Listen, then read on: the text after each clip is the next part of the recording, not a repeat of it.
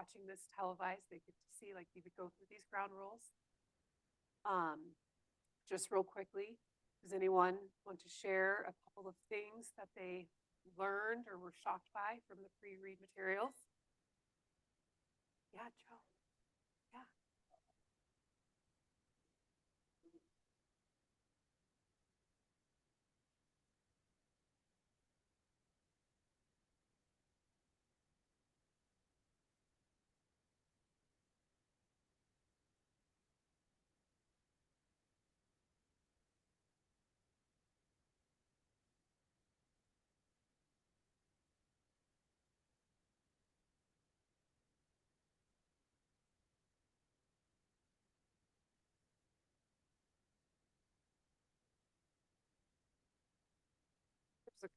There's a caveat always, but yes, I think, yes, Hugo's correct.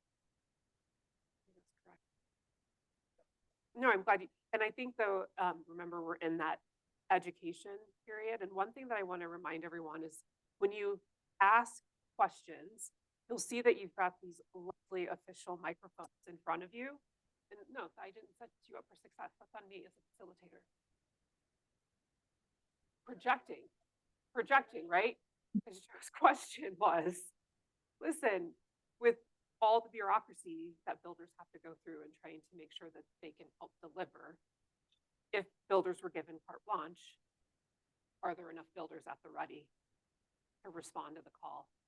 And one of our task force members, Hugo, said resoundingly, yes, yes. And, but one thing I wanna just make sure to point out is like, when you do ask a question, you've got these incredible microphones in front of you, very official. Feel free to pass it down to the person next to you if it's not in front of them, but you'll see an icon for speaking. If you could just push that down when you go to speak. And the reason is because we want to make sure that those listening can hear our conversation in its entirety. All right, so next, we'll see like this has got a full meeting today. That's why I thank you, Joe, for asking the one question, for sharing the one question, because we're just going to keep moving. But we do need to recap our conversation about the strategic vision. And the reason is because last time when we met, remember we had some microphone issues. And so you're going to see that we're going to recap a lot of what we discussed.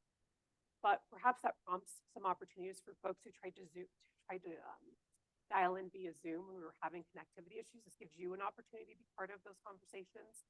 So we've got notes captured, but we can go deeper into this discussion.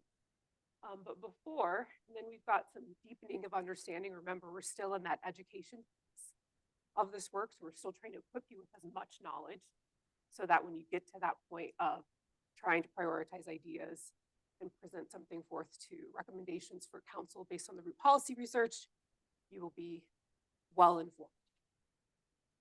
And then we'll do a group reflection. So we're not going to have breakouts per se today. There's going to be a lot of data and info and updates thrown your way today, which I think will be enlightening.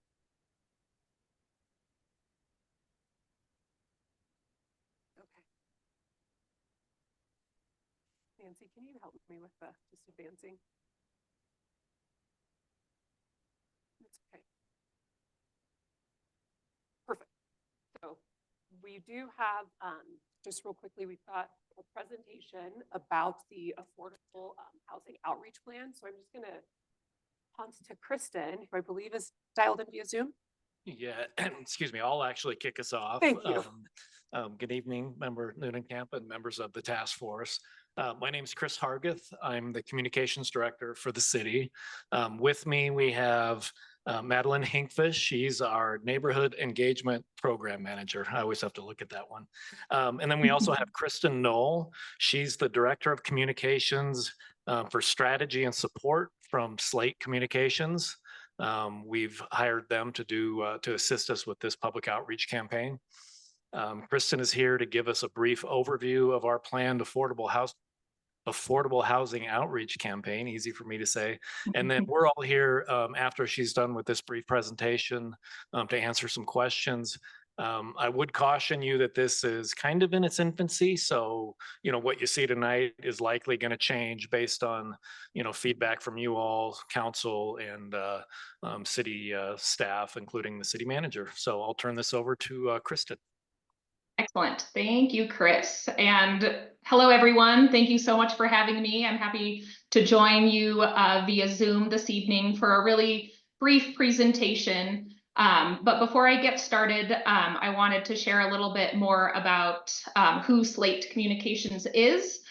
So as Chris said, I am the Director of Communication Strategy. I have been with Slate for 7 years now.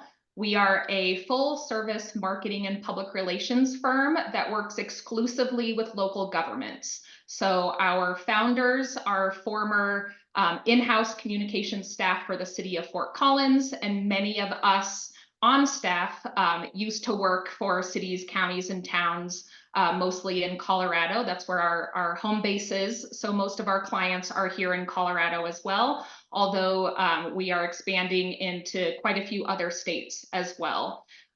So we have a great longstanding relationship with the city of Inglewood, and are really excited to help them and all of you with an outreach campaign around affordable housing.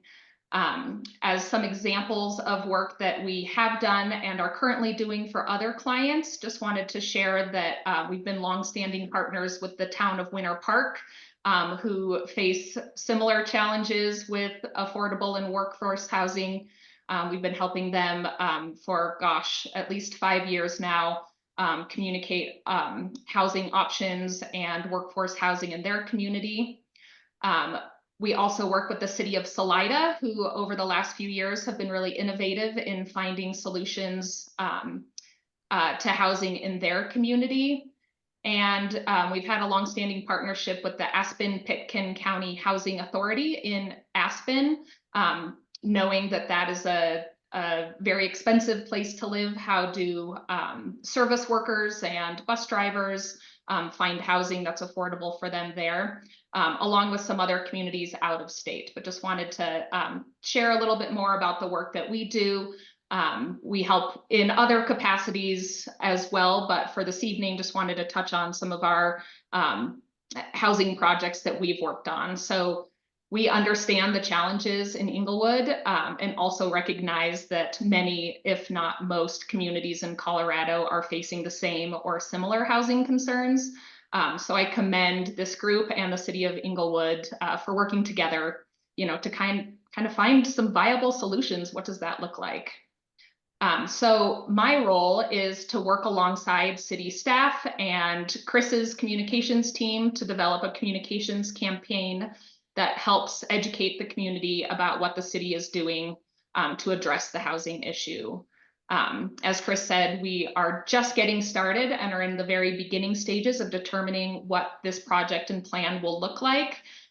So tonight I'm going to walk through a really general outline of our approach when we develop communications campaigns like this. We can go to the first slide. So like any project, we really start with exploring and researching the work. The good news is, like I said, we've had a longstanding relationship with Inglewood and have worked a lot with your community. I'm also familiar with the work of the housing needs assessment and other plans that have been developed. So really this phase of the project and the plan is getting all of those resources together, having more conversations with staff, engaging with some community stakeholders, and then really taking the information that we've learned, analyzing some best practices for reaching the audiences that we've identified. So just kind of this fact-finding and exploring phase is where we'll start. And we can move on to the next slide. Our next step is really to position. So we take the information that we've learned and, from all of the conversations that we've had in the community, that helps us kind of define these goals and, better understand the key messages that are resonating with the community of Inglewood specifically. And from this knowledge, we will create some campaign concepts that we will present to the team to see which one lands and which one we want to move forward with. All right, next slide. So the third phase is really then defining what those communication strategies are a little bit, more pointedly. We then identify, what are the tools and tactics that will work in your community to help share information about, workforce housing and the challenges here. So I've outlined a very short list of some ideas, but we know that this list will probably change once we've had the opportunity to have these conversations. But it could include, collateral that helps this task force share information out to the community, collateral for city council members to be advocates as well, for staff members. We would create, your typical communication collateral suite for both print and digital uses, and pulling in some visual campaign elements that we've developed along the way, FAQs, and then other things to be determined throughout the process. As part of our process, we also always want to keep our eye on metrics. So as we move forward, we want to be nimble and change if needed. So we'll identify some, what does success look like in this campaign, and really what do we want to accomplish? And if we need to pivot and make changes, we want to be nimble enough to make that happen. And then the last phase is really just developing all of those pieces, having that visual identity, having a rollout strategy. How and when are we going to communicate this to the larger community? What are those product collateral pieces that we're actually going to develop and are really necessary and needed for this campaign to be successful? So we are still working through determining what does the timeline look like, how long is this going to take? What are the pieces that will be most successful for this campaign? As Chris said, this is really in its infancy, so we have a lot of questions to ask and answers to glean before we make any final decisions. But we wanted to come before this group tonight to just let you know that we're getting started on this process now. And with that, I guess we'll open it up for questions. Yeah, that'd be great. Are there any questions?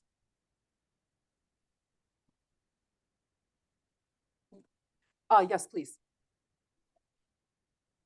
Can you, yes.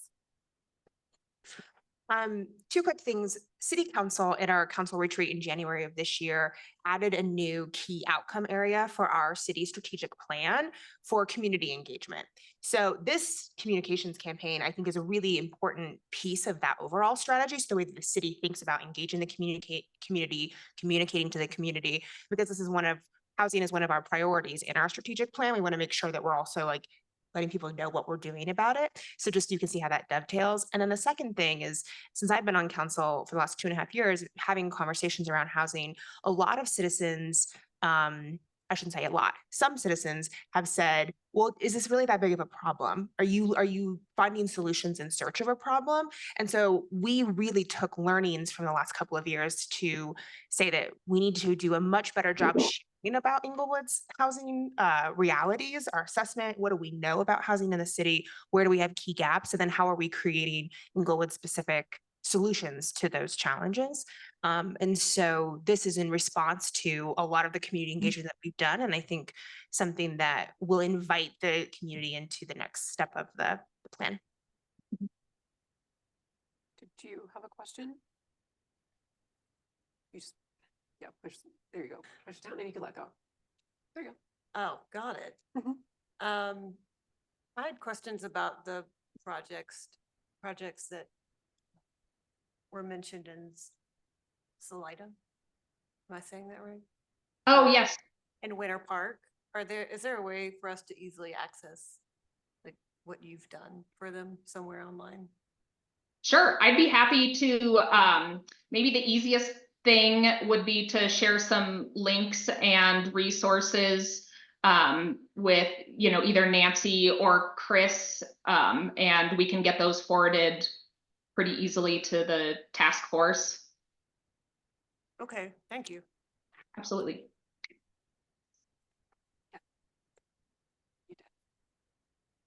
Any other questions?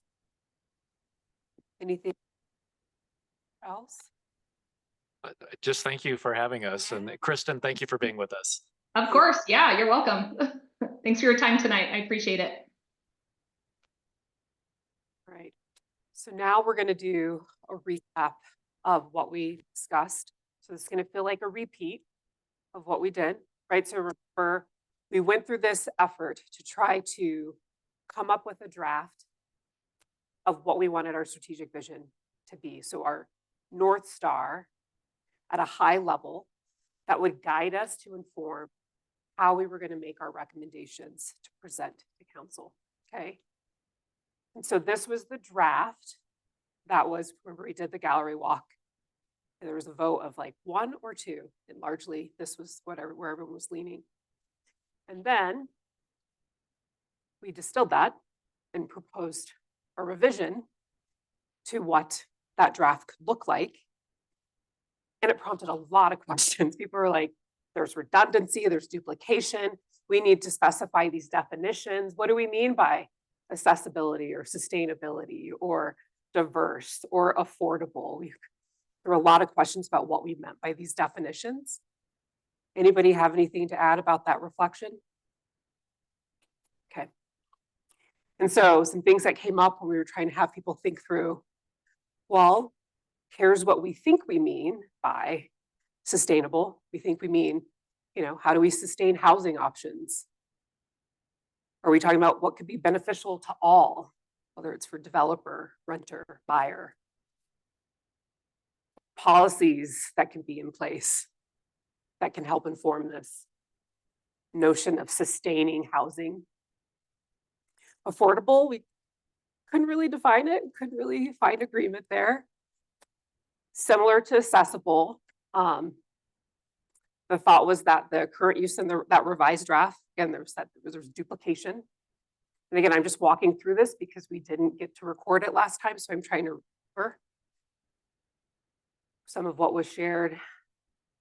And then it was said that diverse actually had two definitions. We use it twice, but it seems to mean something different, from wide ranging to just simply diverse.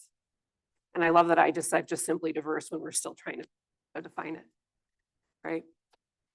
Any other questions or thoughts or contributions to that conversation that we feel is missing from that previous discussion? Steve, please. And please let me pass this mic down to you. Yeah. All right, under sustainability, beneficial for all developers, renters, and buyers. I feel that there should be something about existing residents, existing population within the city. That this process is including the people who are already invested within our city.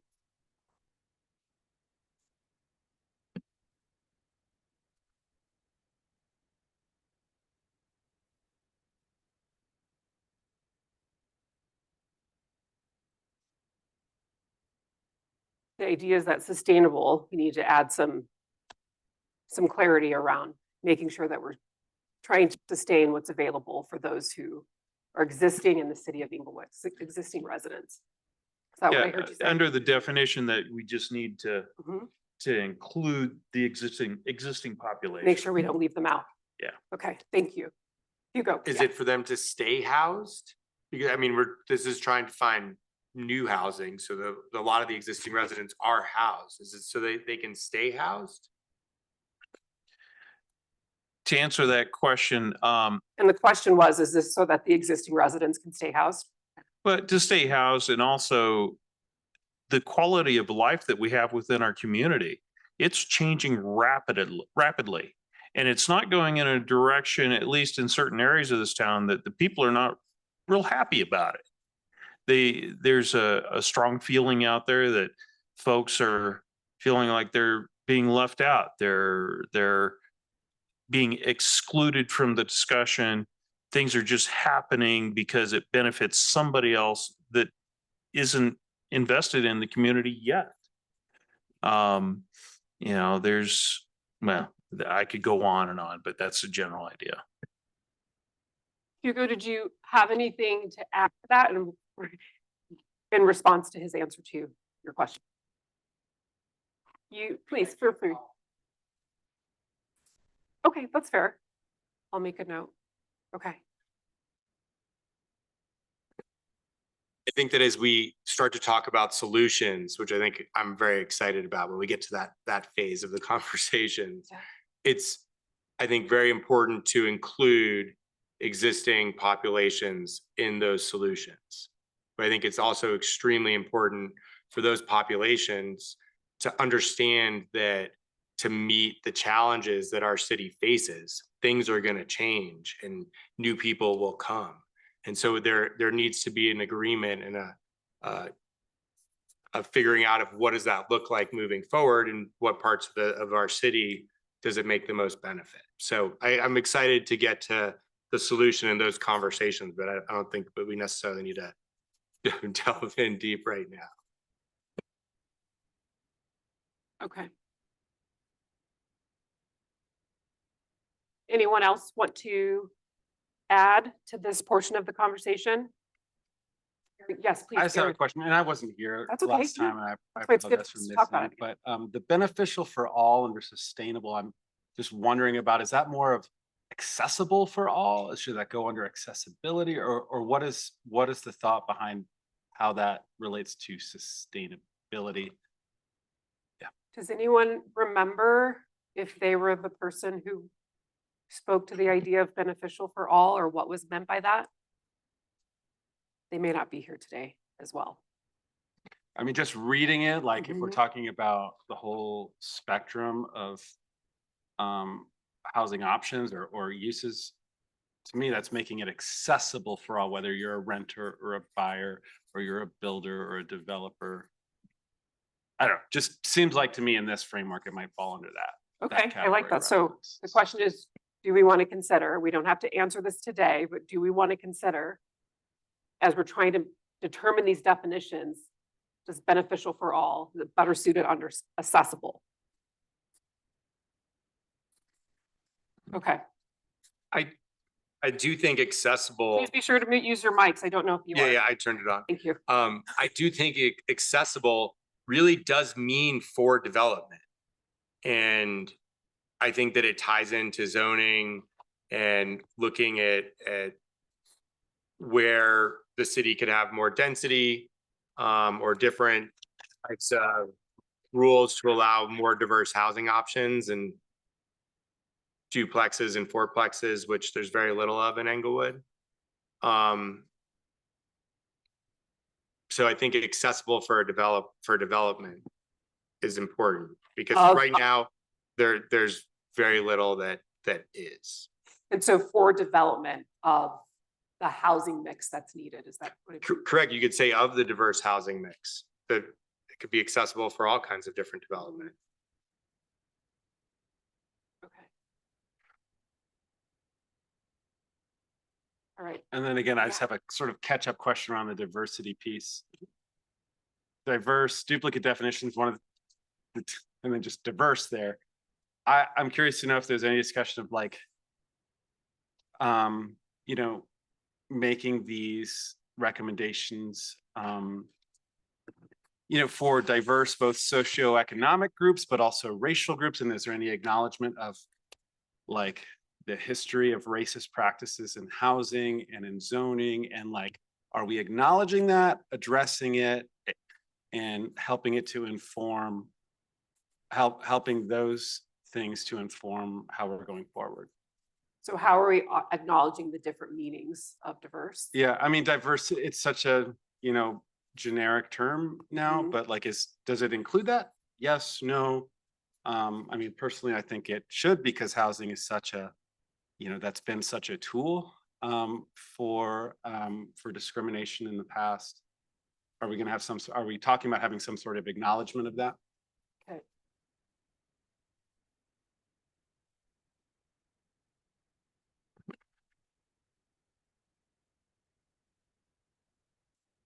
I think in how it's written, with it again being used twice in two different ways, where the first was the diverse community, I think it's trying to take that into acknowledgement. And that could be from existing old time Englewood to new young families coming to the area to all of the stuff in between. And I mean, I think the diverse in the other place is pretty specific on housing options that I think kind of hits that wide, like on the, I think defining affordable is the hardest from the AMI we've talked about, and we kind of hit that, I think, with the up to 120% AMI. So affordable could be different for different groups. And I think the goal is to meet that full spectrum. I would still say the same thing is accessible for affordable for somebody to actually buy and develop it. If the city center land costs 30 million for a developer to go and buy the city center land to redevelop it, is that affordable for them to do the project? Today, maybe not. And you could say the same thing for somebody who wants to go build a duplex or a fourplex, or if a house is 500 grand, does it make sense to buy that house to go build a duplex and scrape it? Might not. Kory. Yeah, I think the thing we're struggling with is it's very hard to look at these individually because they're all so interconnected. So I think for us to create a sustainable housing ecosystem, we need diverse housing options. Some of those housing options need to be affordable because that's how some people can access them. So it's like they're all tied together, but when you pull them apart, it starts to get really hard to define them. So I think, going back to that statement, I think within that statement, there's context there and it makes sense. Aaron, thank you. Thank you, Kory. Aaron, were you going to say something? I'm sorry, I thought I saw your head go up. Okay, yes. I have a question because I'm mostly here to observe and see you all work, but the traditional affordability definition is that you're spending no more than 30% of your income on your housing. I'm curious, the task force, is that a definition that this task force is comfortable with, that we would have a housing supply in Englewood that enables our citizens to live here at different income levels, but not spend more than 30%? Or is there a reason why that is not the definition that you're landing on? I would just recommend that to come up with a different definition would create so much confusion and complication that unless we have a really good reason not to, I think that would be the definition.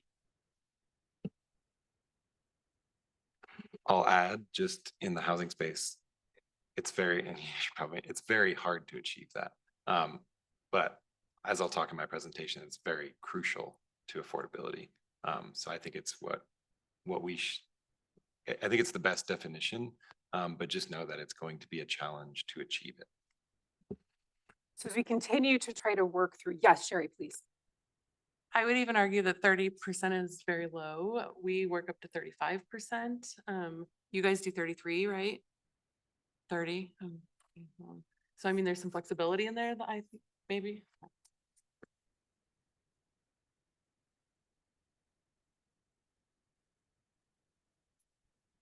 Yeah, I think a lot of grants allow you, it's 30, but then if there's an HOA or something, then they'll allow it to go up to 35. So there's caveats that kind of let it go up higher. So kind of summarizing the recap of the conversation, these were some additional questions that came up when we were talking, what outcomes do we want to see happen? And I think that's something that we need to be thinking about as, again, we're trying to come up with a strategic vision that's going to really help guide us as our North Star, at a very high level, that's going to keep us really like, the only thing I think is like corralled and moving in what will inform these recommendations, right? The North Star is going to inform these recommendations, and we're trying to create the statement that will guide us in that. So I love that you asked that question. Is it 30%? Is that going to be like the crux of this definition, the crux of our statement? And I mean, I love what you asked about, how we're trying to speak to diverse. Who are we making this for? Existing residents, and then who else? In terms of folks that will be coming new, we ask questions about, is it seniors, low income, home buyers, renter? And then do we want to go up to 120? That was a question that came up. Why are we even including it? Because it's in the last one. And so 30% came up again. And then someone mentioned, like, you're ultimately, yes. I think that, especially in looking over the information about Denver's host program and everything, I think that the reason that we went initially higher with the range was hoping to have maybe different prongs of the approach for renters versus home buyers. And buying a home at 1 to 120 is still unreachable for a lot of people, particularly if they have families. So I think that's why we went up that high. However, I'm not arguing that it needs to be quite that high. It's just looking at their materials going to 100, I think kind of revalidates what the original thought was in including that. Really important point. I'm glad you brought that up. Thank you. And shout out for referencing the pre-read. Yeah. So there was an effort to make a second revision, and we don't have to land on this being the one, but I want you to take a moment and just read it. Please bear with me. I'm going to read it out loud as well for the sake of the recording. So this second revision says, to ensure equitable access to affordable and diverse housing options for all residents of Inglewood, including seniors, low-income individuals, home buyers, renters, and future generations, with a focus on those struggling to afford housing costs. Our goal is to create a sustainable housing ecosystem that fosters stability, encourages community investment, and contributes to the overall well-being of our diverse community. Is that getting closer, or is it a complete departure from everything you've been trying to get this to be for you as a task force? I got a thumbs up from Joe. Got a thumbs up from Sophia. Hugo, you like it? Dig it, dig it. I like Kory? it. I wonder though, if we said including, if then you start to exclude people that were not included in that. Thank you. So Anybody else? And it's to continue to make iterations of it, but we can implement this as our current due north. And as we continue learning, like after you hear from your peer today, Kory, you might find that there's a little tweak that you would make to this. But show of hands, are we feeling like we're ready to move forward with this version? And we can just keep massaging it, but not at this level of detail. All task members have almost, Amber? Okay, I was like, girl, I will listen. What did we miss? Okay, thank you, thank you. All right. So thank you for the recap. And now we're going to move into the deepening our understanding portion, which I'm most excited about. So does anybody need to stand, get some water, take a break? I'm happy to bring water to you as you're being spoken to. But Kory, we're going to invite you up first.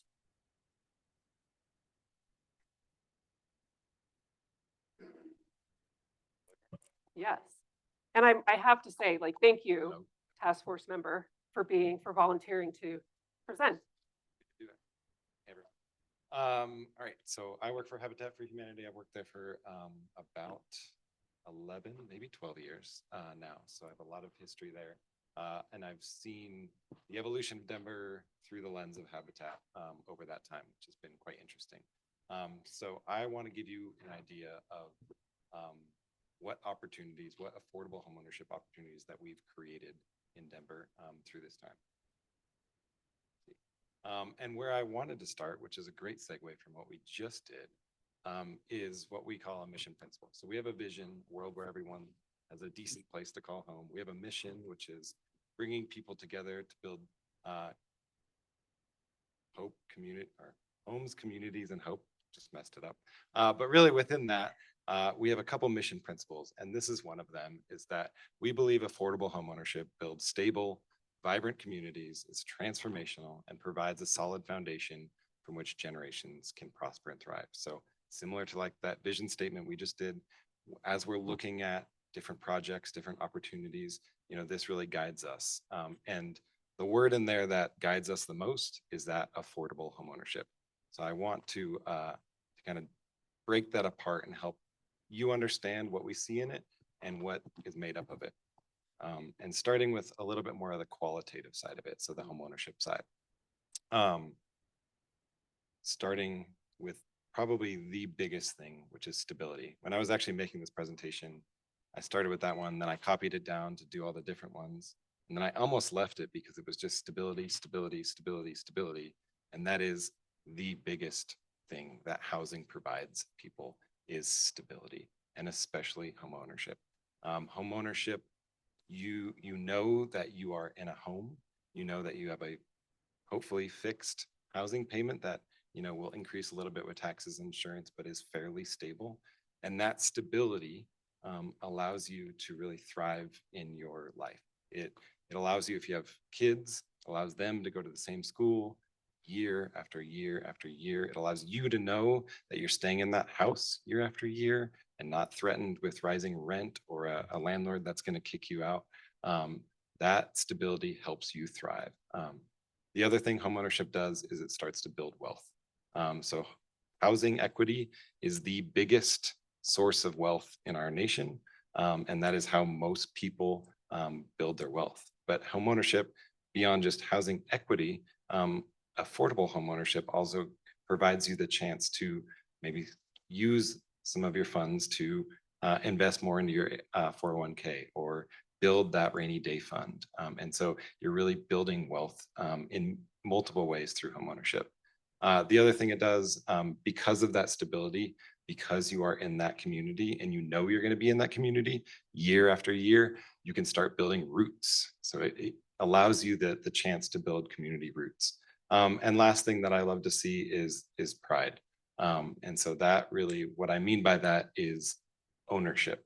You know, these people own their homes and they take pride in their homes, and they can start showing who they are in their homes. So my favorite thing, my favorite example of this is front porches, because it's this space that is kind of in between your house and your street, where you can go out and you can interact with your community, but you can also show who you are. You can have plants and, you know, all kinds of different flowers and things like that, or you can have decorations on Halloween or things like that. And so people get an idea of who you are, and you're taking ownership and you're showing your identity on that porch. And really, you know, home ownership gives that. So on the other side, the thing that we think really enables people to have these qualitative aspects of home ownership is the ability for that home ownership to be affordable.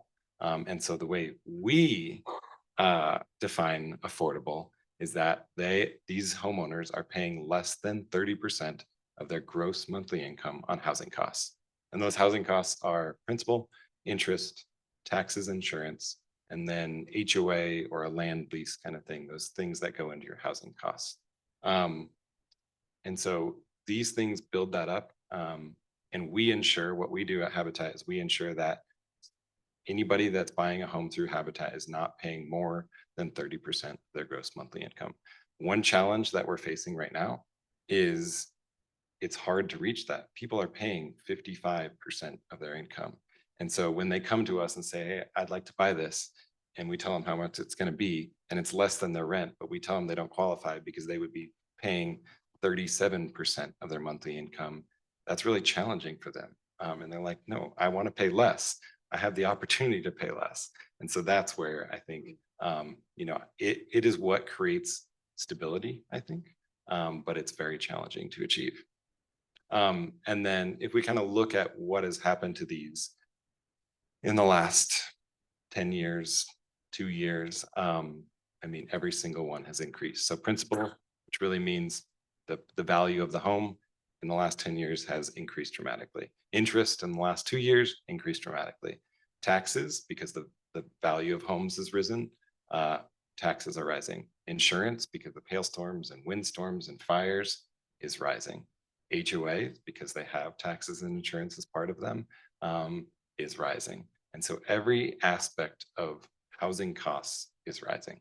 And so what I wanted to try to do, to give you an example of kind of what our landscape is before we dive into what our programs are, is work through just a theoretical example of housing cost and then who can afford that.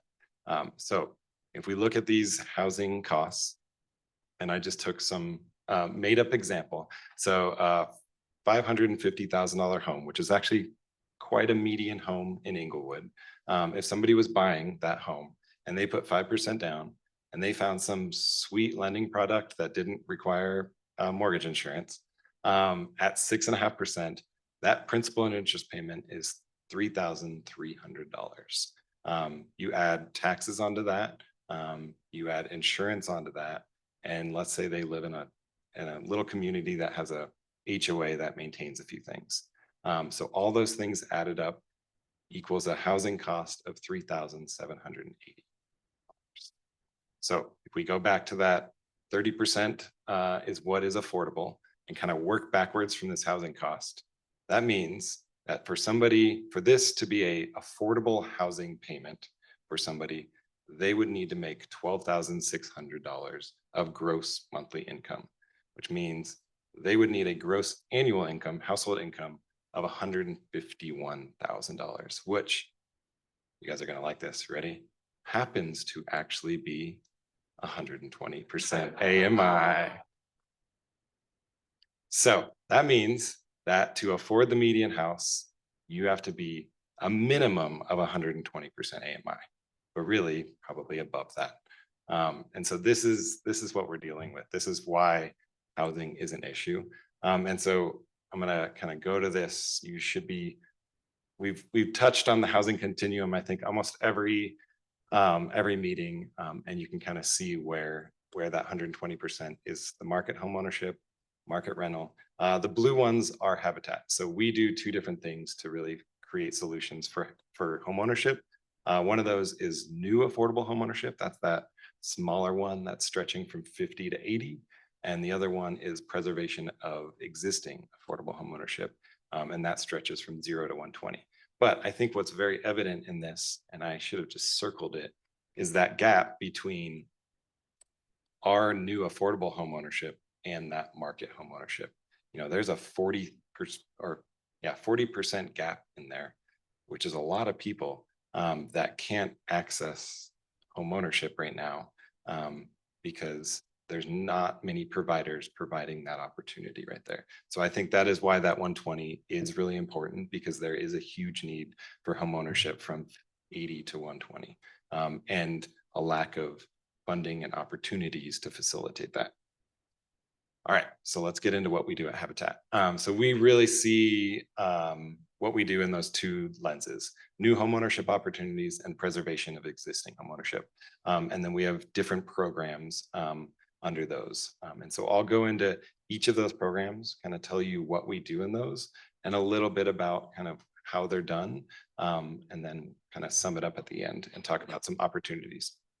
Before you go into that next session, I'm just curious, does anybody have questions about what Kory just shared? I just wanted to give a moment for interruption, if that's helpful. Okay. And if you have a question at all, just chime in.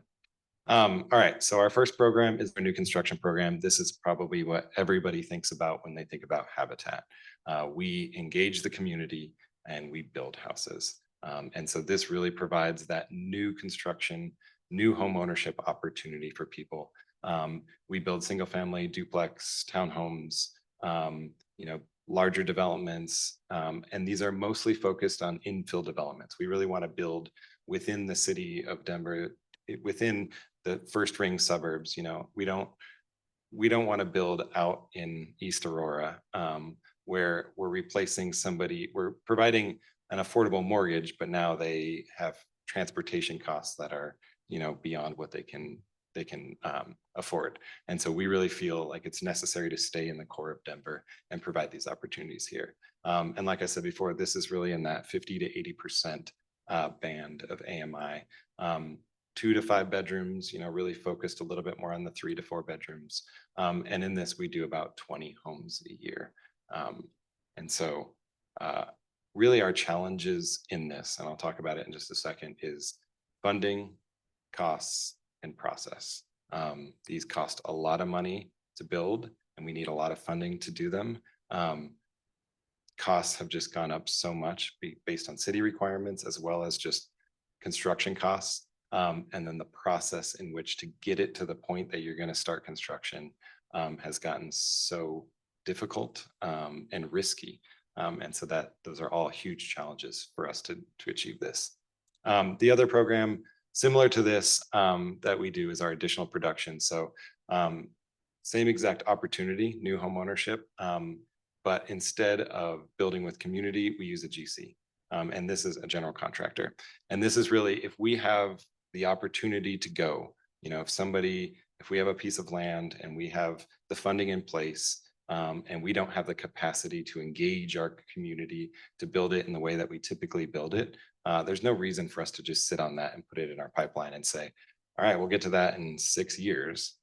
So we engage a general contractor to build it as fast as we can so that we can provide more housing opportunity. But what this requires is more funding because we are not engaging that community. We're not fundraising on that as much. And general contractors are a little bit more expensive than our own staff. And so we need to have more funding lined up to be able to act on that quicker. So really quickly, extremely simplified for both of these programs. It costs roughly $500,000 to build a new home in Denver.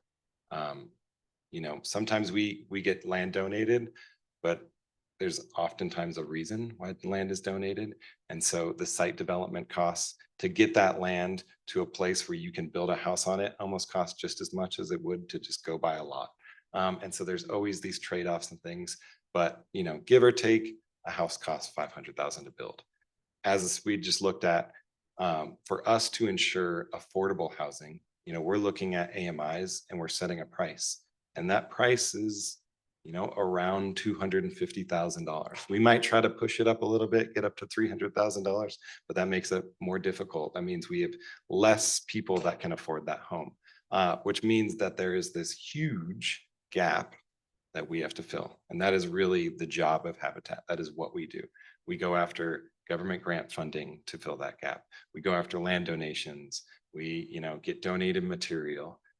We negotiate good interest rates, or we have our own lending that has a lower interest rate, which provides people more buying power. And we go out and get donations and sponsorships to make up that gap.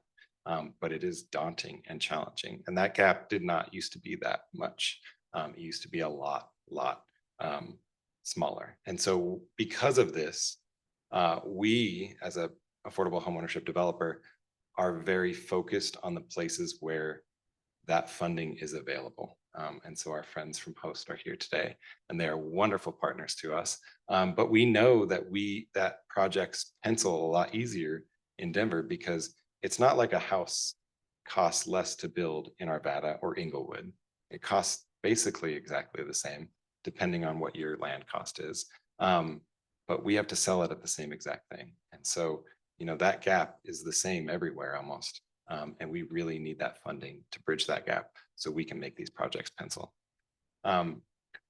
Continuing on with our new home ownership, what we recognized, it was almost 10 years ago now, was that we were building these large developments in these different parts of town, 50-unit development, and we were spending 2 years there building that development, which means we were only providing affordable homeownership opportunities at this one place for a couple of years, and we weren't really serving the metro area.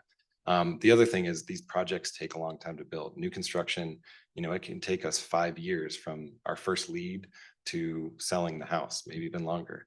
And so we turned to this concept of, hey, if we can buy existing homes, existing townhomes, single family homes, condos, renovate them and then subsidize them, then we can get housing faster in more diverse geographic locations and a more diverse product, because we're building, 2, 3, and 4 bedroom homes that are pretty much duplexes or townhomes, but that's not what everybody wants or needs.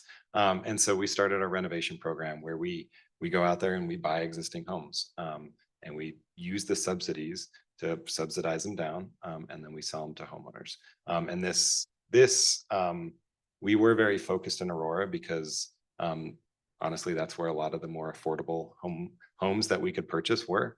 But then both Aurora and Denver have been funding this, so they provide us funding to subsidize that down. So this program is really focused in those two jurisdictions.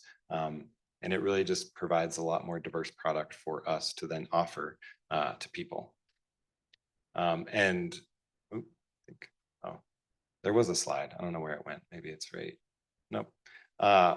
This does have the gap is a little bit smaller on this one because it doesn't cost as much to go out there and buy.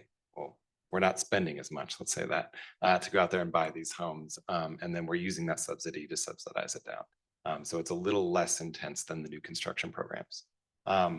Another program that we have that's similar to renovation, and this is really just a partnership, is a public housing renovation. So we partnered with the city of Littleton, their housing authority, which is called South Metro Housing Options. They had a lot of scattered site rental properties, and scattered site rental properties are not the most efficient things to manage. If you need to fix something, you have to send somebody out to this property or that property. And so they were looking to convert their vouchers and use some funds to put into the development of things that are more efficient and provide more opportunity. And so what we did is we partnered with them. We renovated these. There was a lot of single family and duplex homes. We renovated these homes, and then we facilitated the selection and the sale of it. So we never actually owned them, but we found the buyers, we qualified the buyers, and we got them into these homes. And then the housing authority sold them at an affordable rate, affordable price. They got those funds. They've owned these for a long time, so they don't have a mortgage on them or anything like that. They could set a pretty decent price. And then what we did is we put them into our land trust. And so a great partnership to say, we don't have to come up with all this capital to buy all these houses, but we do what we do best, which is renovating homes and finding buyers and getting them in, and then ensuring long-term affordability on them. And they get the plus of getting that revenue to put into a different kind of project.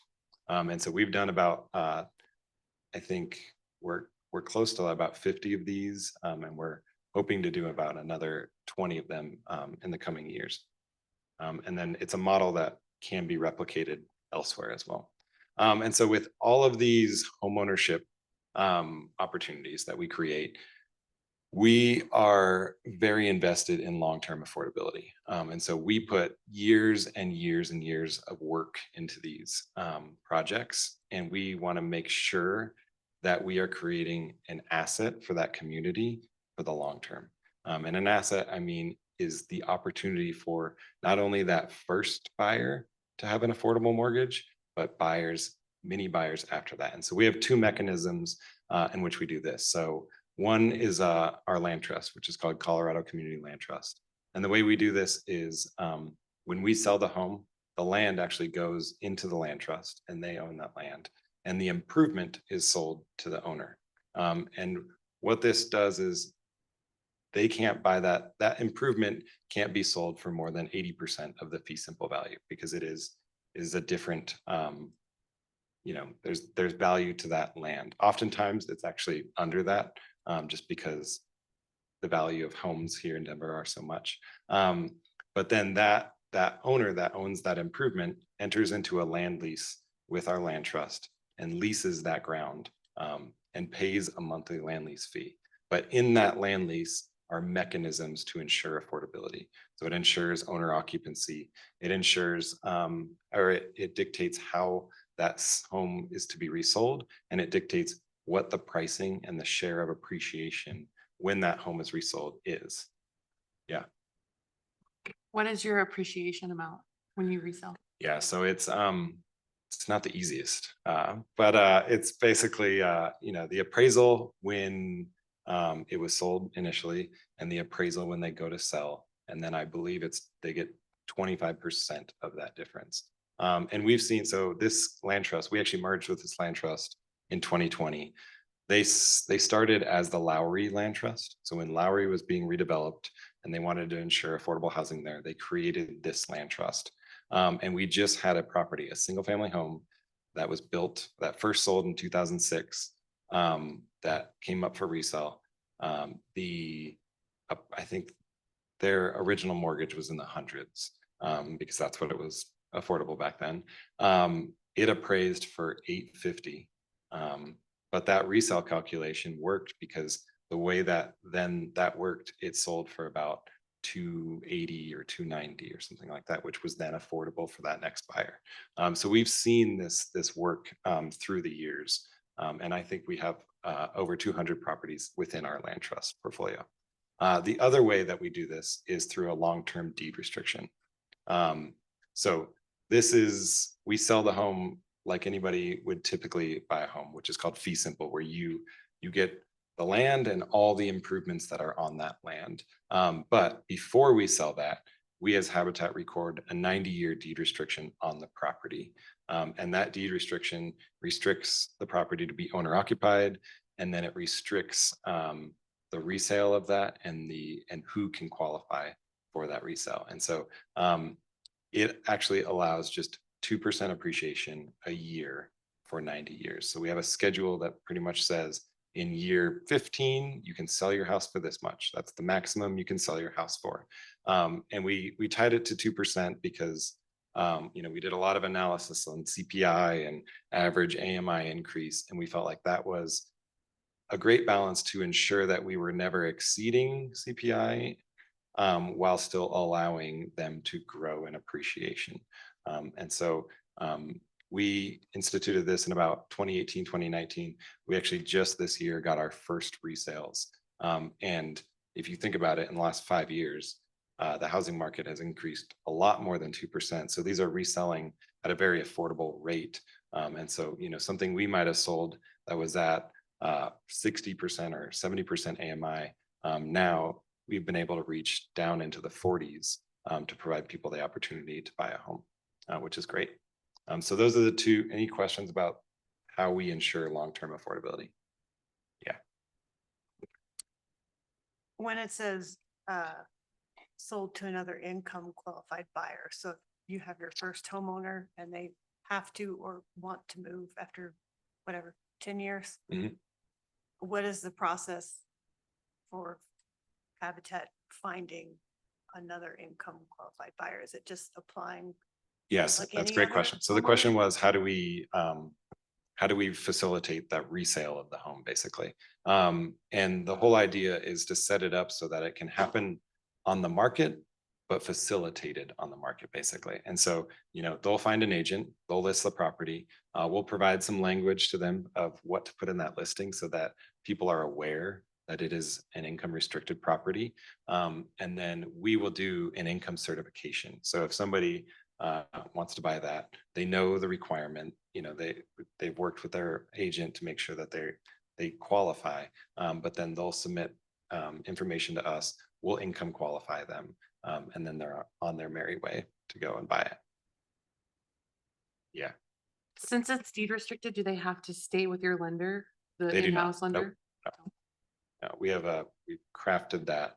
The lender does have to get comfortable with it. And so we've been working with different lenders to make sure they're comfortable with that deed restriction. Yeah. Early on, you talked about starting a new project and the risks involved with that. I was just curious, what are the risks on a new build? It's a great question. I'll give you an example from Aurora. So we had a church that had a big 2-acre property next to them. And they really wanted to partner with us. And so we worked a deal to lease that property, to ground lease that property and build housing. But it was zoned R1. And just based on the costs and what we need to do, we need to get it denser. So that means we have to rezone that property. To do that, we have to, one, engage consultants and spend a lot of money on designing, because we have to get that design to a certain point to be able to provide people with a vision. Little different than Denver. Denver, you can actually rezone a property without a site plan. Aurora, you need a site plan. So we have to engage consultants and spend that money. We have to spend a ton of staff time engaging the community and talking to them and telling them what we're doing. Because, you know, Habitat has a pretty strong reputation and we want to ensure that that stays good. And so we engage the community really well. And then, you know, we have reputational risk of going out there and saying, hey, we want to make this 2-acre property zone single family. You know, we originally wanted to bring it up to townhomes, but after gauging the community, we dropped down to duplexes, but that's a risk. You know, we had to stand up there in front of 100 not very happy community members, you know, talking about the need for affordable housing, how we're ensuring that this will be a quality development, things like that. And that all got to a city council vote that came down to 1 vote. So, you know, had that not gone that way, we would have invested so much time, money into that, and then lost it. So, I mean, for us, that is what is so challenging. And honestly, I don't know.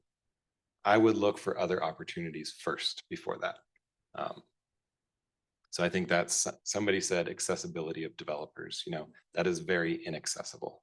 And I would look to a jurisdiction that might be more accessible first. Yeah. You mentioned some of the factors that go into picking a site. Affordability, the location, if there's financing available. What are, from a municipal perspective, what are the things that maybe cities can do to incentivize nonprofit development in their community that Great this group question. might want to consider for Inglewood? Oh, it's a wonderful question. So many things. Can't decide. Honestly, I think in a very high level, the way that jurisdictions look at development is that they kind of put a lot of city issues on developers to fix. So when we go in and we develop something, we're solving the city's stormwater issues, we're solving the city's sidewalk issues, we're solving the city's lack of, you know, well-sized utilities issues, all these things. And there's a lot of competing priorities. So we hear jurisdictions say, we want affordable housing, we go start doing affordable housing, and then all these other priorities pop up. And what we actually end up doing a lot of time is spending city money, city funding for affordable housing on city infrastructure to enable that affordable housing. And so that's probably the biggest one, I think, is incentives. I'll get to this in a second, but incentives, you know, a more accessible process, and then, you know, something to alleviate some of the strain of infrastructure, for sure. And I just add also, this doesn't affect Habitat or ECLT, but property taxes for nonprofit developers, which is both a state and a local issue. Yeah, for sure. All right, I'm going to move on to preservation. So, you know, what we recognized is new homeownership opportunities are great, but there's also a lot of people that own homes currently that are at risk of maybe losing their home because of deferred maintenance or just having trouble staying in their home. And so we want to not only create new opportunities, but preserve opportunities. And so we have a home repair program, which we started in 2012. It started as very focused in one neighborhood and has since grown to the city of Denver. But the whole purpose of this is to stabilize lower income homeowners. You know, these are people that bought their homes 60 years ago, sometimes 40 years ago, 20 years ago. They might be on a fixed income. You know, they don't have enough money to fix that fence that is just dilapidated, or that siding that has been rotting for 20 years. And so when that investor comes and says, hey, I'll buy your house for $250,000, that sounds really great, because they look around and they say, oh, this is getting so hard to do. And, you know, we want that longevity of affordable homeownership in these neighborhoods. We don't want necessarily the investors buying them up and turning them into rentals. And so this really does that for us. It allows us the opportunity to go into neighborhoods and give people the chance to do some deferred maintenance or critical repair to allow them to stay in their neighborhoods. And so we do about 20 homes a year, but right now it is strictly focused on the city of Denver. Another one we have is Capable, and that is an acronym that I do not remember because it's 7 letters. But what this is focused on is stability for lower income senior homeowners. And so this is actually a great partnership with the Colorado Visiting Nurses Association. And so what they do is they find the applicants. So through different means, they find out that somebody's having trouble within their home, trouble moving around in their home, trouble accessing different things. And they go in, they have occupational therapists that go in and do an assessment of this person, of this homeowner, and understand where their struggles are. And then from that assessment, they work with us and say, here are the biggest things. These are the modifications we think are the most important to allow them to stay in their home and be functional in their home and avoid trips and falls and things like that. Because one fall, I don't know if you know this, but will lead to so many different issues for somebody. And so if we can prevent that, then we can prevent them from potentially getting in a position where they can no longer stay in their home. And so this has been funded through a few different means. It actually just received, I think, Medicaid, I don't know, Medicaid funding. This is an eligible expense under Medicaid now. And so we do about 80 of these a year, really just small, simple modifications to keep people in their homes. Yeah. These ones are pretty low. So I think these are in the like 2,000-3,000 range. And they're usually 1-2 days. And then that partnership with Colorado Visiting Nurses, they're there on the front end doing assessments, and then they're also there on the back end checking back in to see how this, to see if those modifications, achieved what they were hoping to achieve. We do it with our staff and volunteers. Yeah, because it's usually pretty light renovations, grab bars, things like that. All right, this is our last program. So we have another partnership with a organization in Denver called the West Denver Renaissance Collaborative. So this is a little piece of the Denver Housing Authority. And really what they were tasked with was Denver as a city was investing a ton of money on the west side of town, infrastructure, housing, a lot of different funds. And they created this small little organization to work with that community, to understand their needs and to prevent some displacement and gentrification from all this investment. And one of the things they identified was this community had a lot of ADU zoning, a lot of people that have lived there a long time and might have a lot of home equity, and a lot of desire to stay in that home. And so through a partnership with them, we came up with this concept of, and this is really a preservation concept. So we are building an ADU that is income restricted, and it's a rental, but the point of the program is actually to create preservation, homeownership preservation. And so by these homeowners building an ADU, they're creating a supplemental source of income that offsets some of those pressures of gentrification, some of the pressures of rising property taxes. And it could provide the opportunity to house family that can no longer live there. So it is preventing displacement. These were all the concepts that we had going into it. We have now built, I think, about 12 or 13 of these. At the time that we had built 11 of them, 10 of them were housing family. And so, that was our initial concept, but it's always great when you do something and it actually does what you wanted it to do. And so what these are being used for is these are multi-generational families on the west side of town that are either currently doubled up And this is providing the opportunity for them to not be doubled up, or they're living somewhere else because they can't afford rent there. And so that's been great. And so what we do is we have 7 pre-designed models that we've worked on. They're priced. WDRC, which is the organization, they go out there, they find the homeowner. They find the applicants and they work with lenders to qualify them. And once they're qualified, they come to us. We go through the design permitting process, and then we build the ADU as part of that agreement. And then there's a deed restriction on the ADU limiting, the who can rent it, and I think it's a 20 or 30-year restriction. And so this has been a great program and just an interesting way to go about both preservation and creating new opportunities. On the ADUs, how much does it typically cost you guys to build one of these? Great question. In the 200s to low 300s. I think I'll get into this before, but sometimes people see ADUs as a silver bullet. We're basically building a single family home, albeit a smaller single family home, but we are building a single family home. And we have to hook up to utilities still, we have to get electric still, we have to build a foundation. It's still quite expensive.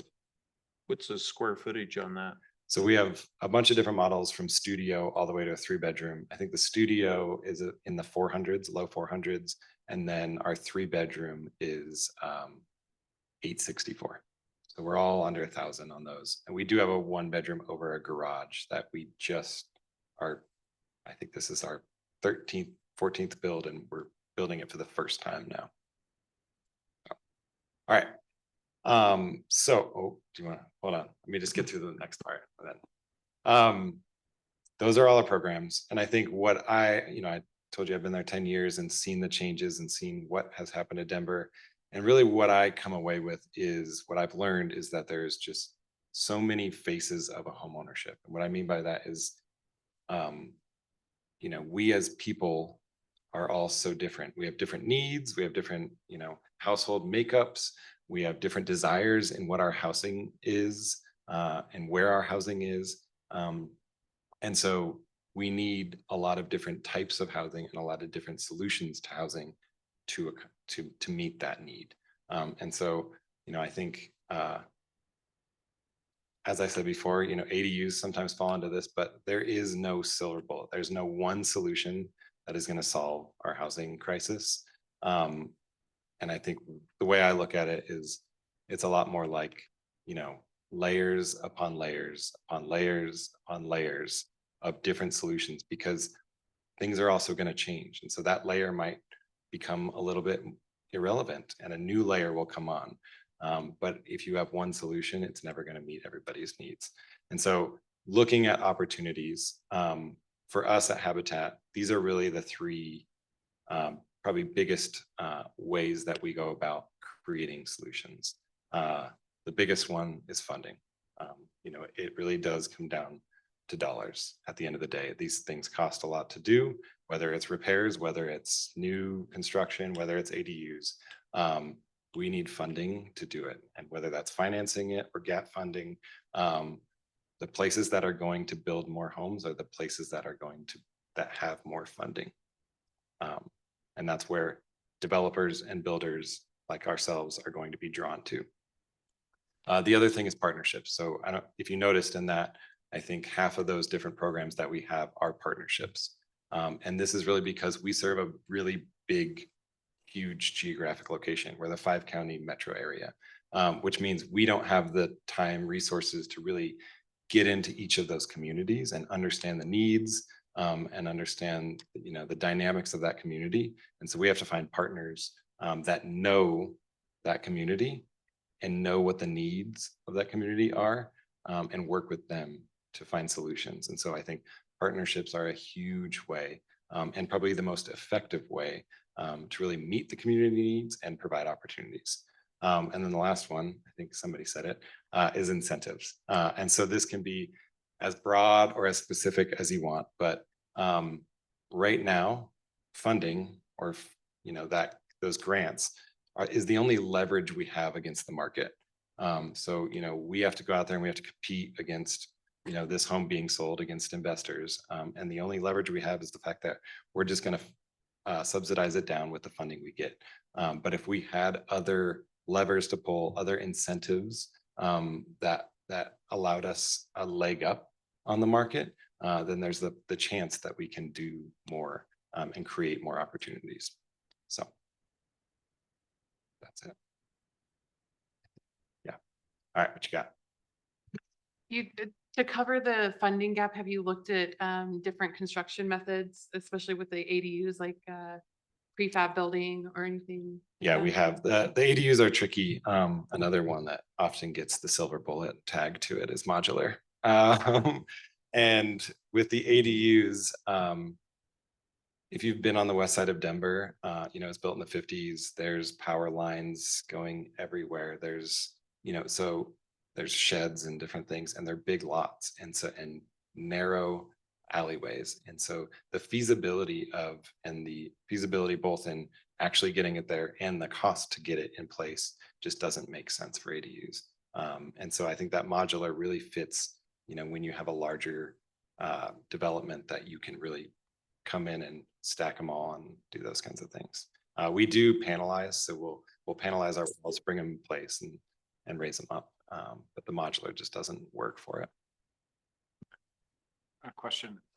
You said no silver bullet, it takes a lot of solutions. It's true for organizations as well. So where are the areas that you feel like Habitat is not able to address the needs that you're seeing that you currently don't have programming or solutions for? That's a great question. Definitely in that 80 to 120, although we're looking at getting in there. But the challenge with that is there's not, the second you go above 80, you lose out on funding. But you're not going to get a price point that necessarily covers that funding. And so the trade-off to go above there doesn't really give you a return. And so more flexible funding to get into that space, I think would be great for that. And then probably just scale, just being able to provide opportunities and product mix. We have colleagues in other organizations that are doing condos, which I think are great, that provide that different product, a different need, because the faces of homeownership are so diverse. So I think, that's key. And then honestly, just finding a way to provide people to reduce those barriers. I think the trouble with homeownership is there's a lot of different barriers. Your credit score, down payment, interest rates, like there's just so many barriers. So if we can advocate, or if we can create partnerships to just reduce some of those barriers, then it's going to allow people that are maybe between 80 and 120 to get in there, because maybe that's just the barrier that's preventing them to get there. So really focusing on those different things. Awesome. Thank you, Kory. Thank you all. There are no more questions. Does anybody need a break? For Melissa and Adam, take it away. Awesome. Thank you.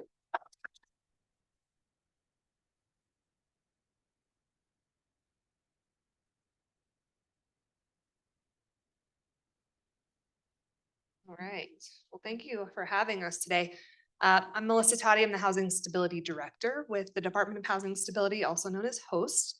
And I'm joined by my colleague, Adam Lyons, who's our Development Director. So just a little bit about HOST, if you've already done some of your research. We invest resources, create policy, and partner to provide housing stability, resolve episodes of homelessness, and create housing opportunities. The motto that we typically use is working towards a healthy, housed, and connected Denver. We've already kind of touched on this a bit today, so I won't spend too much time, but in Denver's case, 1 in 3 Denver households are housing cost burden, or paying 30% or more on their housing costs. And that equates to 115,000 households. And 48,000 of those are paying more than 50% of their income on housing costs. So the need is great and always growing. In addition to this, and something we talk about often, is that rents and mortgages have continually increased. And as we know, incomes are not keeping up. Also just wanted to highlight, we have a lot of information that you can find within our 5-year strategic plan. And then every year we also do an annual action plan. Within that, we have 3 main pillars of work. So housing opportunity, which is what Adam will talk to today.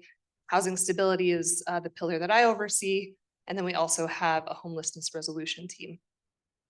Everything we do is within advancing equity. So as you guys are talking about your language and diversity, that is something that we always lead with in terms of race no longer predicting certain housing outcomes. So just to dive in a little bit more, the work that I do really revolves around eviction and foreclosure prevention, as well as mitigating involuntary displacement. And so we state this in a way that is residents have choice in when and under what circumstances they move or remain in their homes and neighborhoods. This graph gets me every time. So when we were drafting our 5-year strategic plan, we have a goal in our 5-year strategic plan, which is to reduce the number of eviction filings from an average of 8,800 per year to 6,600, I think, which seemed reasonable until last year. So you'll see the dip during COVID and then a significant increase last year. And this year is trending to be potentially even higher than last year. Some of the resources that we have available include free eviction legal assistance. So our city council passed an ordinance that requires providing free legal assistance to low and moderate income households. So we have 4 providers who do that work for us. We also recently launched a free eviction clinic in the courthouse.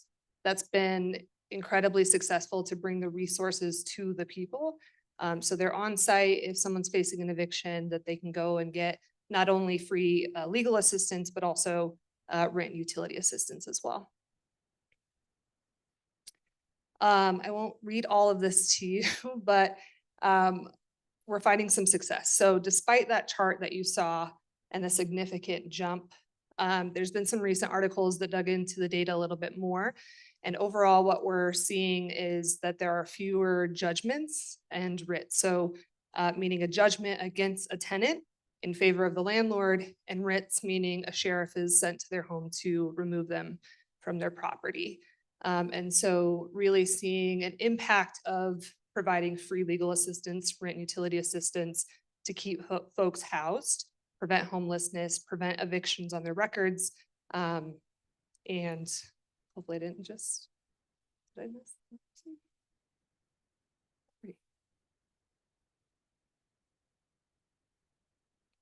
We can still read it. Okay, cool. Yeah, well, I don't know. I didn't do that. Now we can. Oh, Thank she you. fixed it.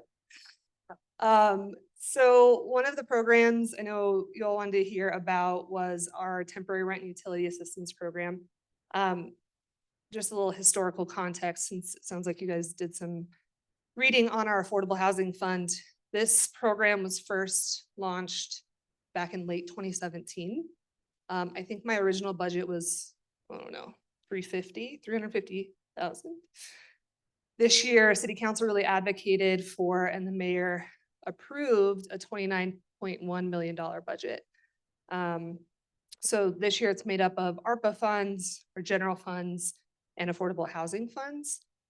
We expect to serve about 4,000 households. But this program, launching back in 2017, was really critical when COVID hit, when the federal government provided the emergency rental assistance program funds. We already had a lot of experience in administering this type of program. Right now we have 3 nonprofit agencies who are administering the funds. And finally, after many years, we launched a new online application and database. You see that we expect to serve about 4,000 households. We've already gotten over 6,700 applications in the first little over 2 months. So the need is great. This program allows for up to 6 months of rental assistance. It also provides utility assistance for both renters and homeowners. That could be Denver Water or Excel Energy. And then we also have kind of expanded a bit to provide relocation assistance. So if folks have been displaced within the last 90 days, we can help them get into a new unit. It is for households at 80% or less of the area median income. And then they have to be experiencing financial hardship and be located in the city and county of Denver.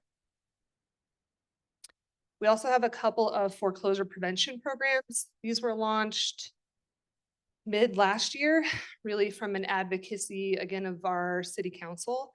If you read anything in the papers, we were seeing a lot of foreclosures from HOAs. And so city council provided funding to provide both foreclosure financial assistance as well as foreclosure legal assistance. The state currently also has a program, but that's federally funded, time limited. And so this is really to kind of help fill that gap. I won't spend too much time on this because Habitat does this as well, but we also partner with Denver Urban Renewal Authority, also known as DURA, and work with them to do emergency home repairs, single family rehabilitation, as well as home modifications for accessibility for both renters and homeowners. And we've obviously lots of information on our website, denvergov.org/housing. I won't list all of these, but we have a lot of additional programs that we aren't covering today. And I'm going to kick it over to Adam.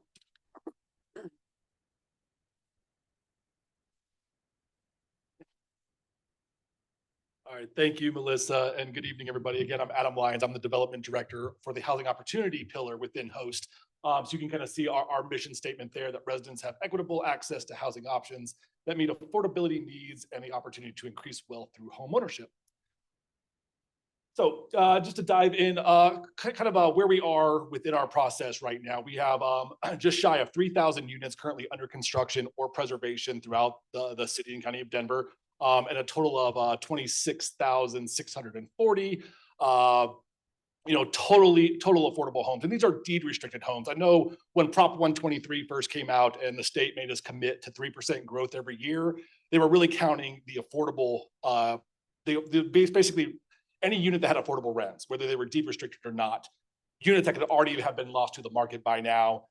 So, our baseline number for Prop 123 was well over 50,000. But the number of just deed restricted units are just shy of 27,000, with just over 2,500 of those being supportive housing units, which are really housing really designed to have folks exiting homelessness into housing and provide wraparound services for them to be more successful in their housing journey.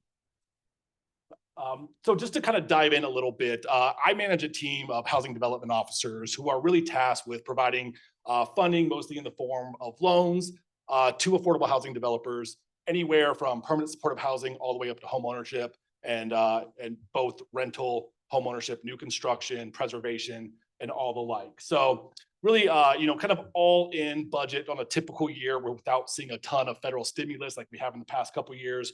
We're really looking about $45 million that my team has available each year to put out to developers to incentivize them to build projects that are not just affordable, but really meet the needs that we see of our residents. And I'll kind of go into a couple of those needs and how those priorities flow into our funding programs. So just our general affordable housing fund, it's made up of a variety of sources, some legacy funds that the city's had for a number of years, but the two main ones being our linkage fee, which is our per square footage fee that's assessed on all non-affordable projects, both residential, some commercial and industrial as well. So each project, each one of those new developments are charged this linkage fee, which feeds right into our affordable housing fund. That fund is really for the new supply of housing. So just think new construction. We can't really use that funding source on preservation projects, but we can on like an adaptive reuse project. And I have an example of one of those later in the presentation. And then our property tax dollars, which are our main preservation fund. As linkage fee can't fund preservation, we really rely on our property tax dollars to fund preservation. And you can see kind of typically capped at 80%. With our property tax dollars, we can go up to 100% of the area median income for homeownership projects. And then a couple of, the projects that Melissa talked about with home buyer assistance, and some of the anti-displacement strategies are funded through this as well as the WDRC ADU program that Kory mentioned is funded under property tax because it really kind of meets that anti-displacement strategy there as well. Then we have our homeless resolution fund. This is relatively new to the city. Voters approved it back in 2020. It's a sales tax increase. And it's really designed to provide housing, services, and shelter for folks experiencing homelessness. But we use this source quite a bit for either new construction or preservation of permanent supportive housing. And also the city recently launched a locally sourced project-based voucher program to where for any kind of new construction or preservation, we can project base a voucher so that it's not tied to a tenant, it's tied to the unit itself. So any tenant going into that unit knows that they'll pay no more than 30% of their income, regardless of what the rent is. And in those cases, it is pretty beneficial to developers because when you have a project-based voucher, you're allowed to charge up to HUD standard of fair market rent. So a developer can really get more rent than they would otherwise at that AMI level by having a project-based voucher. And then other supportive services, we typically fund about $1,500 per unit per year over a 15-year contract period, just to provide supportive services to the development. And we're really just a drop of the bucket on the supportive services side. We really look at, anywhere from 9,000 to 10,000 per unit in supportive services each year, and the city is contributing 1,500. So there's quite a bit of other services dollars, either from the state, programs like Medicaid, that also come in and can provide supportive service dollars. And then there are our federal funding sources, which we're very fortunate that this is just a small drop in the bucket of our overall funding available to lend or to grant to our development partners. So there's the Home Investment Partnership Program and Community Development Block Grants, both very kind of rigid rules and regulations around how they can be used. Home we typically use on the new construction side, really because CDBG can only be used really for preservation or acquisition of land and buildings or kind of horizontal development. So infrastructure, sidewalks, things like that. So we're really the portion of the community development block grant dollars that we get, and we just get 30% that the city overall gets within host. And then, my team only gets a fraction of that 30%. So we're not talking about huge numbers for the federal sources, which, our development partners really love because it does cut a lot of red tape out when we use local sources in their developments. So then kind of a little bit about the needs and the gaps that we see within the city of Denver. And this first slide I really like quite a bit because it really shows what the market is producing and really where the gaps are. So we see a huge gap in 30% AMI units. So really the deepest of the affordable units, huge gaps there. Whereas on the other side, even we have a surplus of 80% units and a surplus of 100% and above units. So that really the biggest need is really on that 50% and below. There's still some need in 60% and below. And I always kind of chuckle anytime I read a market study for a project where you see a 60% AMI unit and the market study will say these are going to be very hard to fill. There's a ton of these in the city. But every tax credit project or every affordable project that has 60% AMI units are 100% occupied, long waiting lists. So, market studies may have not caught up to the actual market realities that we see. We also have a really big priority on larger sized family units. As we can see that although 1 and 2 person families are growing fastest in the city, and I apologize, this data is a little old, but I know Melissa mentioned our 5-year plan. So that's where a lot of our big data grab came from during that process. But we can see that over that span of 2010 to 2019, the share of larger size 3 to 4 bedroom families did increase quite a bit, but the market really did not keep up with that. So 83% of all rental units in the city have less than 3 bedrooms, and 35% have home ownership project or developments units in the city have less than 3 bedrooms. So the city also has a very large priority on larger size units to make sure that families can stay in Denver and not kind of flee to the surrounding areas or even just be displaced from the metro area altogether. So then, this chart up here is more of a graphic. I don't expect you all to read that, but that's our term sheet that we publish fairly regularly, try to update it annually, and it was just updated for 2024. So that's really kind of putting our money where our mouth is. So as you can see, things that we prioritize when we make funding decisions is that deep affordability. So serving families at or below 30%, or that spread between 30 and 50% as well is included. larger size units, obviously permanent supportive housing and housing that serves special populations or provides those really needed wraparound services. And then a couple just project intangibles, exceeding minimum accessibility requirements. You know, fair housing laws, require 5% of the units to be accessible for people with mobility disabilities and 2% for people with vision and hearing disabilities. So projects that exceed that, we know that there's a need there in Denver as well. So we really try to prioritize those projects. Exceeding minimum accessibility requirements. Any dollar that we put out on a rental project requires a 60-year period of affordability. So we record a 60-year covenant at the time that we invest. And a lot of times, when projects may be above what our typical term sheet targets are, we try to negotiate with them even longer.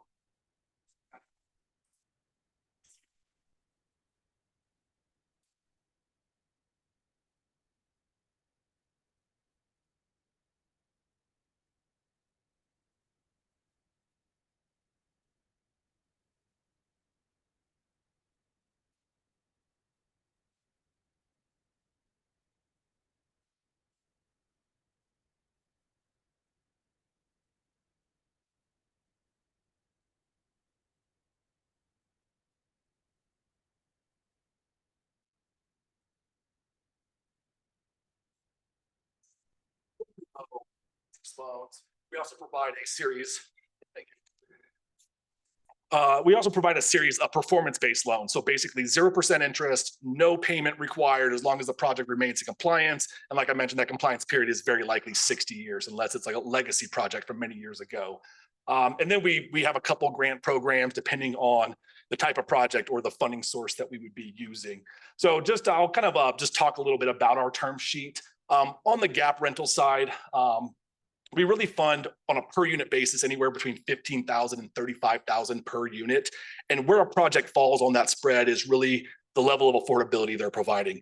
If a project has a high percentage of 30% AMI units, there's less cash flow at the end of the day. That definitely takes a hit at their net operating income at the end of their kind of business year.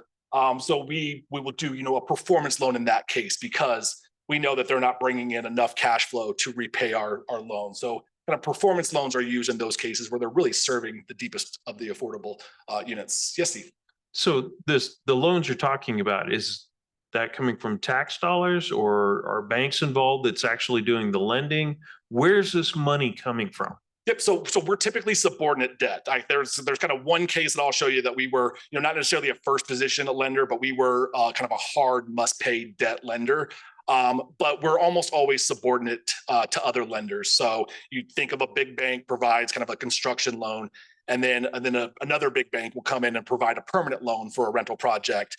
We'll do a construction loan that converts to a permanent loan, and it's subordinate to that senior debt. And obviously, the construction loan may be 20 million and our loan's 4. So, almost every project is going to have to go out to the private market and find those dollars. The dollars we invest, I can go back to that other slide here.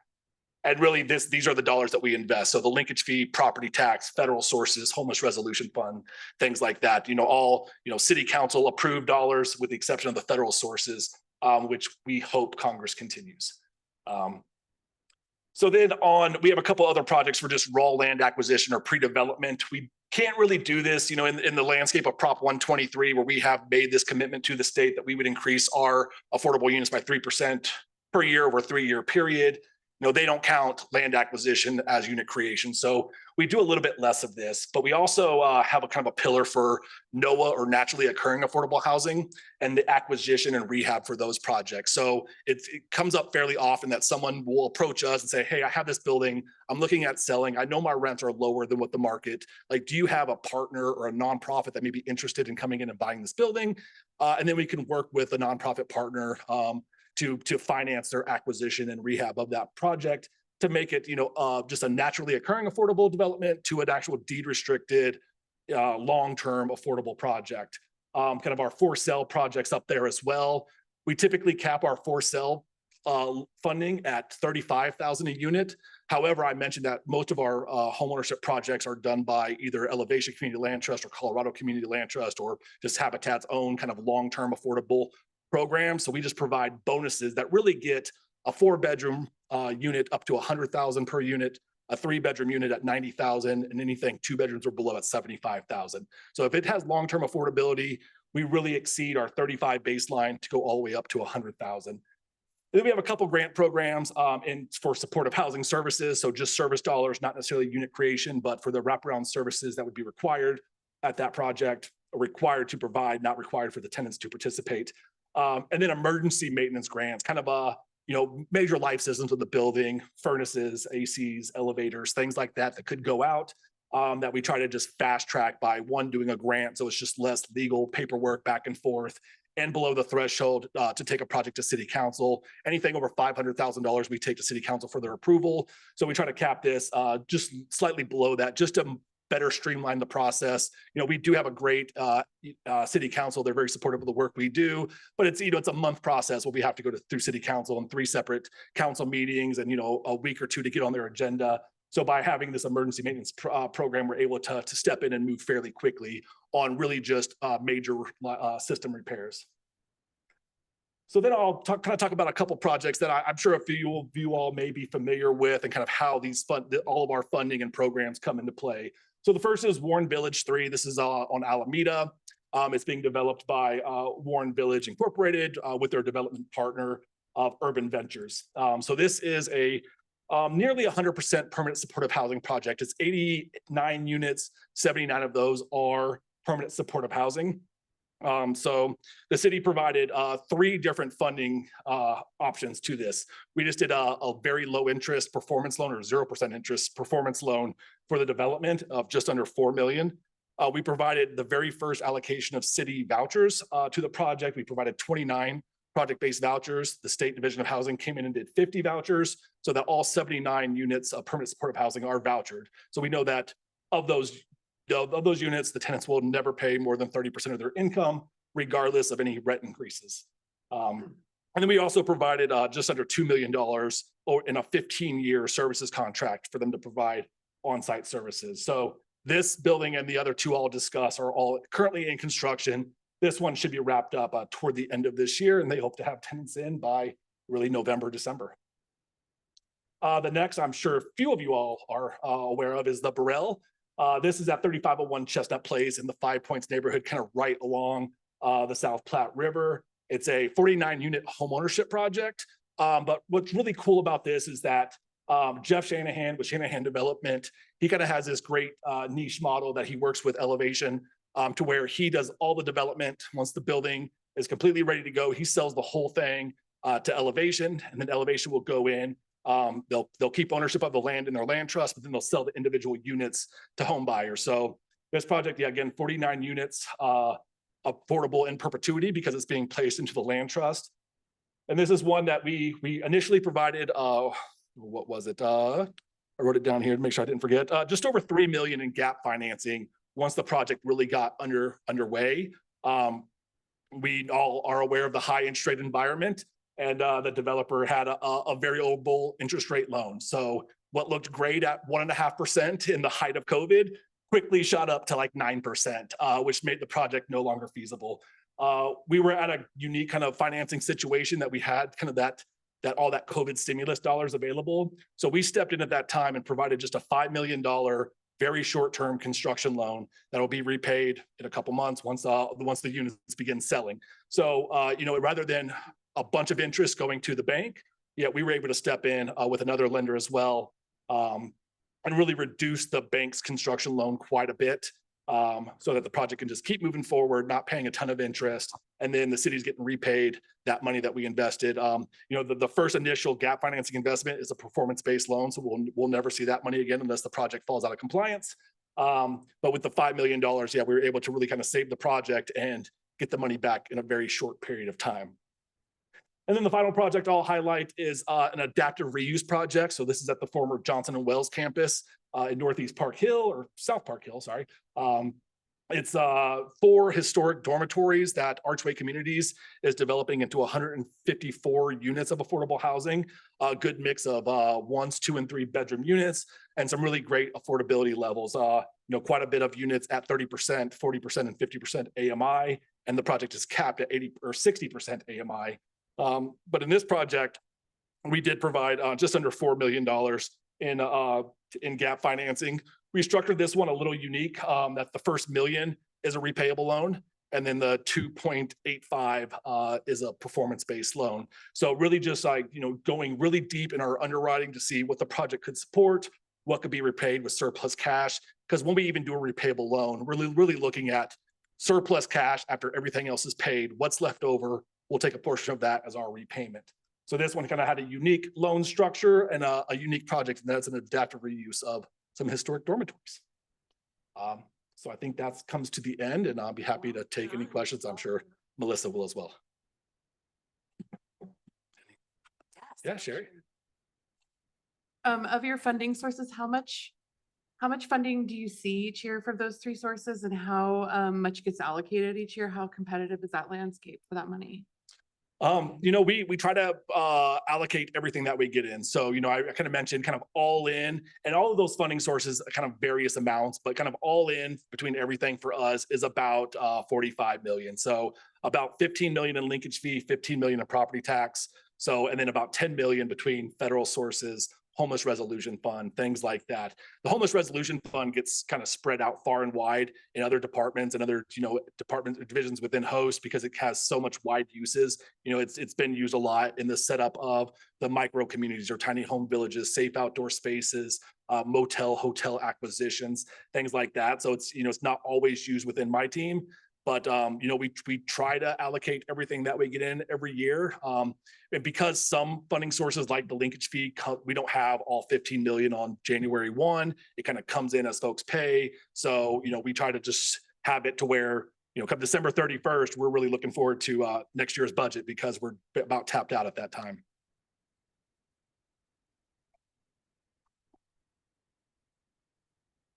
No more questions?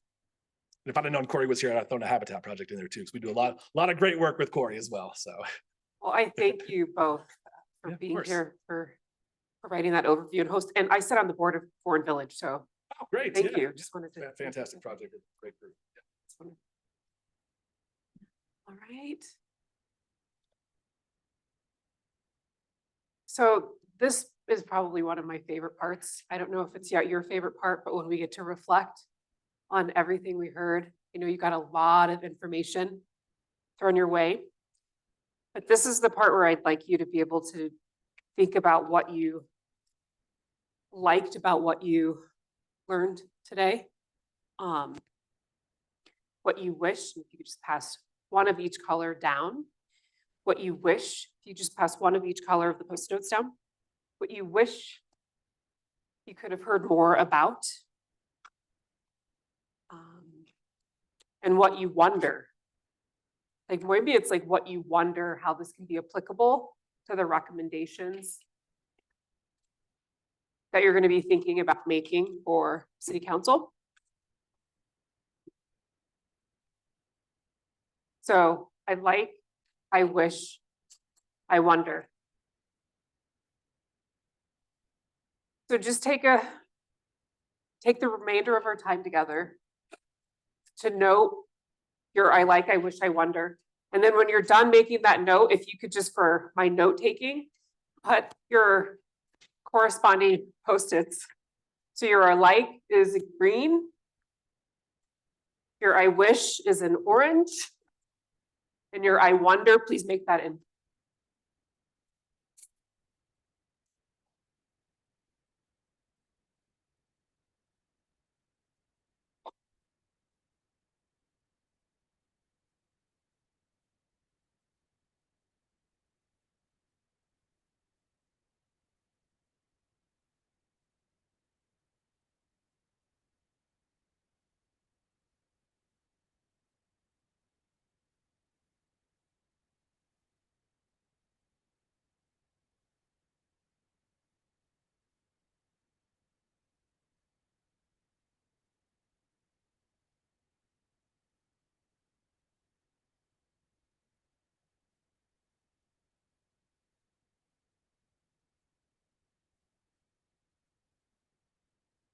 Or Sharpies if you want, larger markers.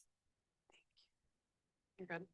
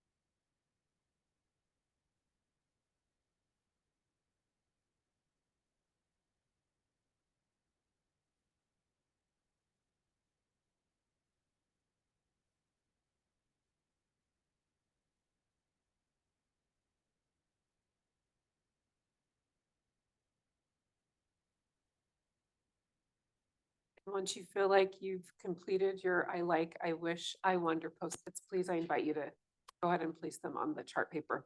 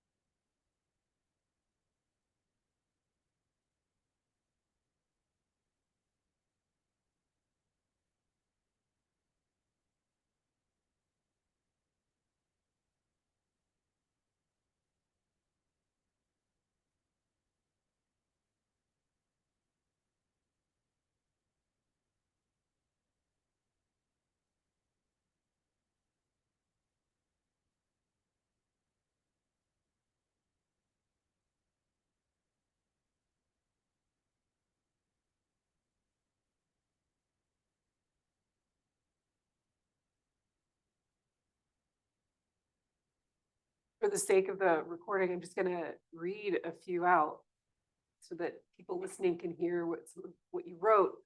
You know, I like learning about new affordable housing projects in Denver, how they are funded. I liked the actionable, replicable information about what thank you, what governments nearby are doing to address affordable housing. The wide variety of methods, approaches, and programs that are working. I wish we would take time to listen to current resident thoughts. I wish we learned zoning impacts on development. I wish I knew more about community land trusts. I wonder how ADU codes work or how they don't work in Inglewood, how they would work in Inglewood. I wonder what funds are available for our recommendations. It's a loaded one. I love that one. That one's heavy, which we heard how complicated that is. I wonder, will the Inglewood community be able to find the middle ground to move forward? Thank you for sharing your I like, I wish, I wonder. Thank you, Kory. Thank you, Melissa and Adam, for the time just to come help us learn more about the full spectrum of like just the complexity of addressing this issue. Just so you know, remember our cadence. So we're still in that education phase. So we have 2 more: land banking, existing land, codes, and incentives. So that's what's coming ahead. We'll get into the brainstorming soon. I wanted to make a note that in July, we found our July date. So write that down. It will be July 11th. So we will not be meeting on the 4th of July. We will instead meet on July 11th. And then eventually we'll get you to that recommendation phase in 4th quarter. Our next meeting will be on April 4th. And in closing, I just want to share with you, remember when we all met and everyone talked about their favorite restaurants in Inglewood? Well, a couple weeks ago, y'all, I went to Steakhouse 10 for a friend's birthday. Oh, amazing. I have to say, in closing, wonderful dinner. And I'll see you in April. All right, thank you.